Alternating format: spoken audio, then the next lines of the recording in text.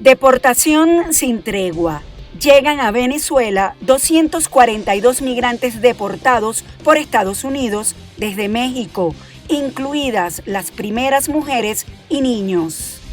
Viacrucis por la libertad. Familiares de presos políticos inician ruta por la justicia y calientan las calles de Caracas. El mundo ora por el Papa. El Vaticano reporta leve mejoría ante la neumonía bilateral y la insuficiencia renal que padece. Hola amigos de Impacto Venezuela, feliz inicio de semana. Hoy 24 de febrero les presentamos las noticias más destacadas del día en nuestro noticiero estelar.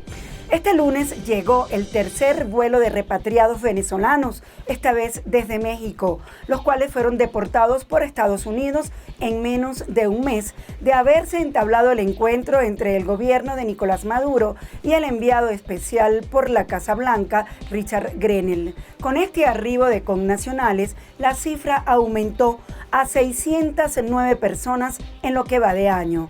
Estefanía García nos tiene el reporte.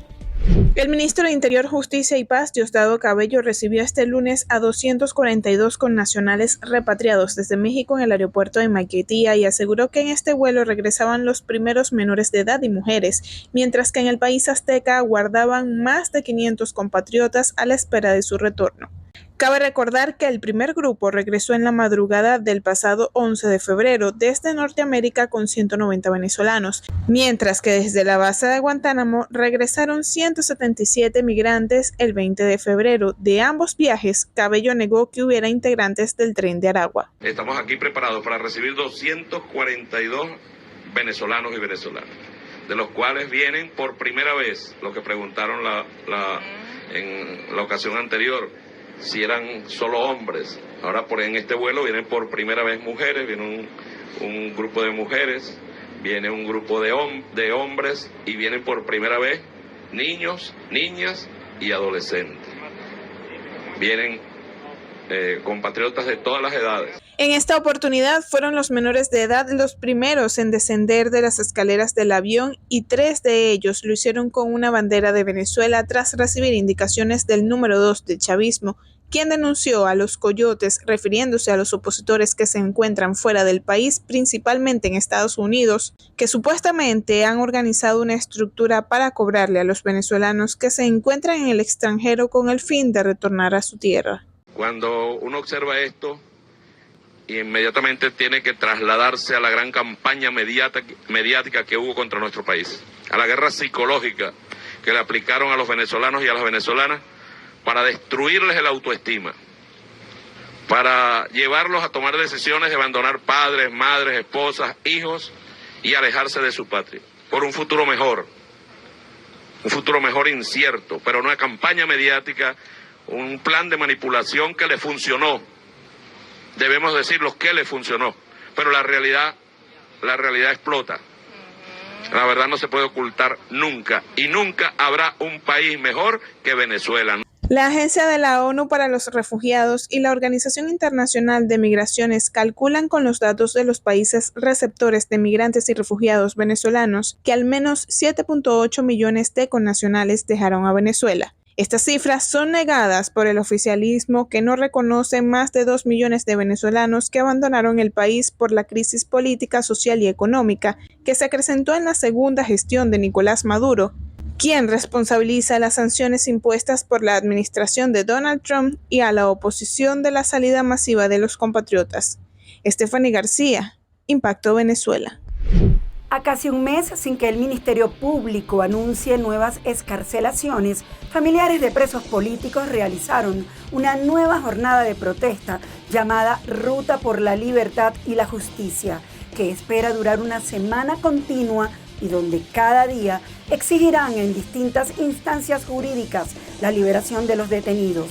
Este lunes, la actividad inició con manifestaciones en el Palacio de Justicia, lugar donde exigieron respeto al debido proceso y la designación de defensa privada. Los detalles con Aymar Alonso.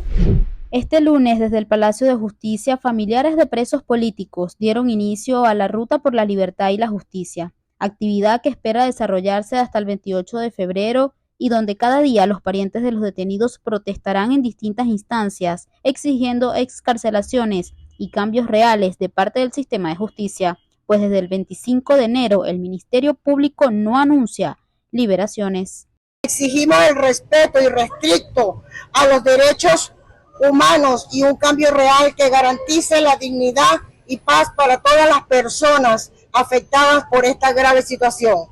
Acudimos a esta institución del Estado venezolano para denunciar las violaciones sistemáticas a los derechos fundamentales y demandar acciones concretas que conduzcan a la liberación inmediata. Abogamos por una Venezuela sin presos políticos. Aunque el Foro Penal en su registro del 17 de febrero actualizó la lista y hasta la fecha hay 1.061 presos políticos, 100 menos que en el boletín anterior, las irregularidades en los casos se mantienen, pues los familiares reiteraron la denuncia que vienen haciendo desde hace 7 meses, y es la violación al debido proceso y las prácticas que, según los activistas, forman parte de políticas de Estado.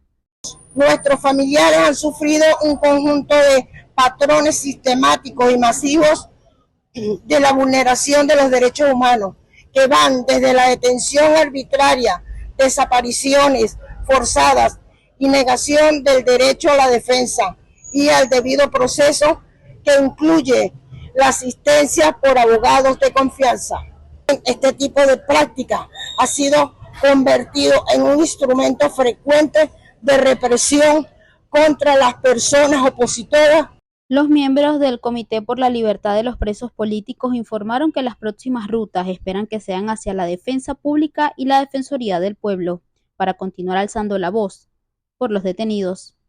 Reportó desde Caracas Aymara Alonso para Impacto Venezuela.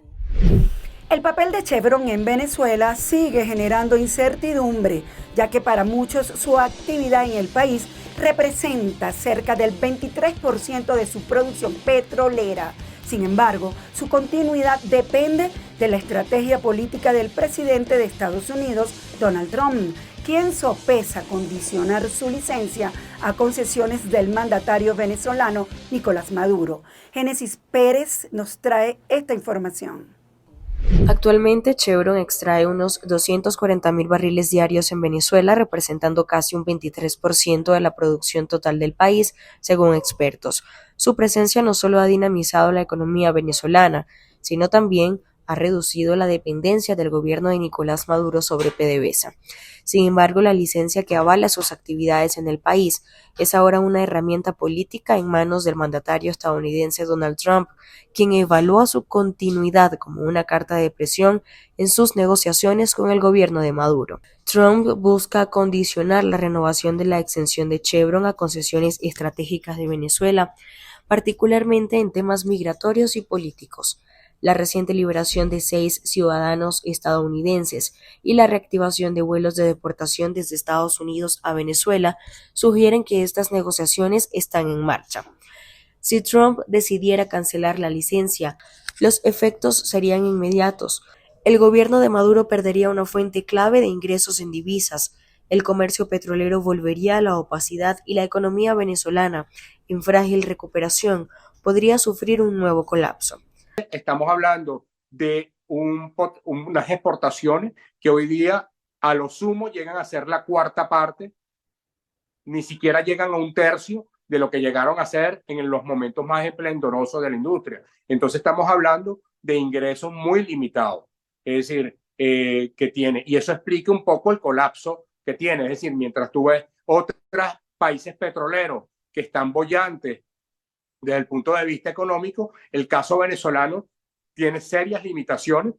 La administración de Trump parece consciente de que la política de máxima presión, aplicada en su primer mandato, no logró el cambio político esperado en Venezuela y, en cambio, contribuyó al colapso económico y a la migración masiva. Ahora, la Casa Blanca mantiene abiertas sus opciones mientras analiza el impacto geopolítico de sus decisiones. Ahora vamos a conocer qué es noticia en materia internacional según lo que destacan portales en la web. Comenzamos con impactovenezuela.com, que titula lo siguiente: Canciller uruguayo saliente sobre Maduro.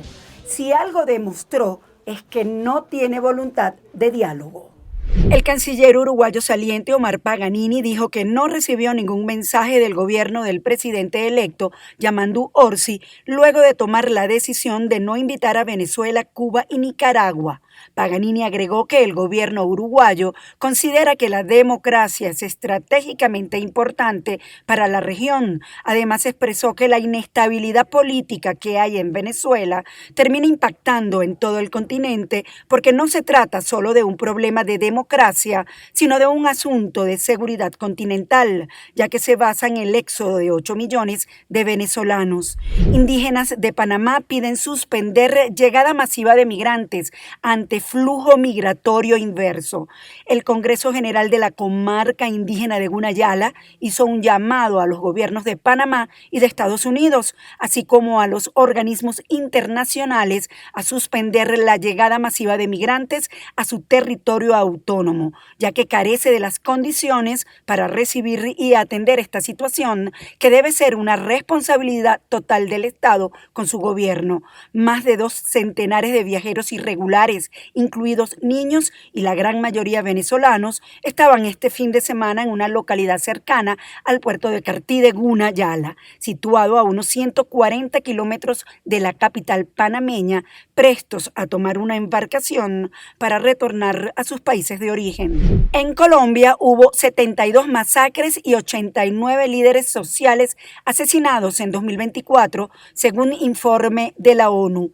La Oficina del Alto Comisionado de la ONU para los Derechos Humanos en Bogotá anunció que en Colombia en el 2024 se recibieron 89 alegaciones de posibles masacres perpetradas en el país, de las cuales solo se pudo confirmar 72, lo que supone una disminución del 27% con respecto a la cifra informada en 2023. Durante este año, también fueron asesinados 89 líderes sociales, de los cuales 77 de las víctimas eran hombres, 11 mujeres y una persona trans. Estas cifras indican una disminución del 15% de asesinatos de defensores con respecto al periodo anterior.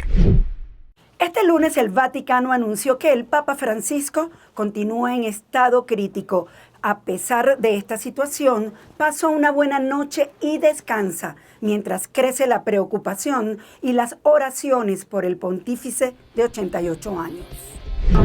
Plegarias en el mundo por el Papa Francisco, que continúa hospitalizado en estado crítico. Oraciones por su salud se han organizado desde Roma en Italia hasta Argentina o Irak. Según indicaron los médicos en el último boletín publicado, aunque desde el sábado no padeció ninguna crisis respiratoria, la complejidad del cuadro clínico y la espera necesaria para que las terapias farmacológicas tengan efecto requieren mantener el pronóstico reservado. Además, agregaron que si bien su anemia mejoró y la trombocitopenia, una bajada del número de plaquetas en sangre, permaneció estable gracias a las transfusiones sanguíneas del sábado, algunos exámenes sanguíneos muestran una insuficiencia renal inicial leve, actualmente bajo control. El jesuita argentino se encuentra hospitalizado desde el 14 de febrero en el Hospital Gemelli de Roma con bronquitis que derivó en una neumonía bilateral. La hospitalización del pontífice, la cuarta desde 2021, suscitó una gran preocupación por su salud, ya debilitada por una serie de problemas en los últimos años, desde operaciones de colon y de abdomen hasta dificultades para andar. Jorge Bergoglio ha dicho en repetidas ocasiones que aún no ha llegado su momento de dimitir, pero sus problemas de salud han suscitado dudas sobre su capacidad para liderar a los casi 1.400 millones de católicos del mundo.